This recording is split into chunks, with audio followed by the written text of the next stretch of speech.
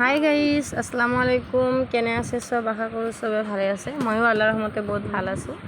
এয়া গাইজ চাওক, মই ববিনত 3টা সূতা ভৰাই কেনে 3টা এনেকৈ মেচিনৰ বেজি দি সোমাই কেনে মই এম্ব্ৰইডাৰী কৰিছোঁ। তো মই এনেই ফুল এম্ব্ৰইডাৰী কৰা নাই, এয়া ষ্টিচিং দি কেনে ইমান ধুনীয়া এম্ব্ৰইডাৰী হয় মই নিজে কৰাতে মানে গম পালোঁ। তোমালোকে এনেকৈ ট্ৰাই কৰিব পাৰা, বহুত ভাল লাগে, বহুত ধুনীয়া। মই মোৰ নামটো লিখিছোঁ ইয়াতে, ফুলজান লাভ দি কেনে।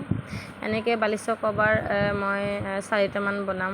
ফুল বা মানে মোৰ কাষ্টমাৰে যেনেকৈ ইচ্ছা এনেকৈ এম্ব্ৰইডাৰী কৰিব দিছে আৰু সেইকাৰণে মই মোৰ এটা নাম লিখি দিলোঁ। ভাল লাগে যদি ক'বা।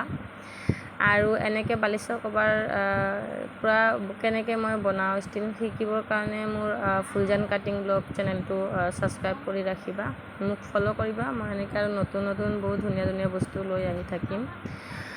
আৰু মই কেনেকৈ বালিচৰ কভাৰটো বনাইছোঁ, মই আৰু এটা বালিচৰ কভাৰটো বনাম, তোমালোকক দেখাম। আৰু যোনে পূৰা নাজানা সিহঁতে শিকিব পাৰিবা।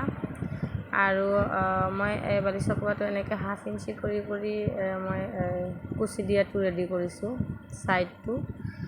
বহুত ভাল লাগিছে মোৰ কাৰণে। তোমালোকৰ কেনেকৈ লাগিছে? ভাল লাগিলে ক'বা। এনেকৈ এম্ব্ৰইডাৰী কৰিলে মানে বালিচৰ কভাৰটো বহুত ভাল লাগে, মানে এইটো টোপনি মাৰোঁতে ইমান দুখ পোৱা নাযায়, বহুত ভাল লাগে। তো ভাল লাগে যদি লাইক কৰি দিবা। তো গাইজ আৰু কি ক'ম, টাটা বাই বাই, আহি আছোঁ নেক্সট ভিডিঅ'লৈ।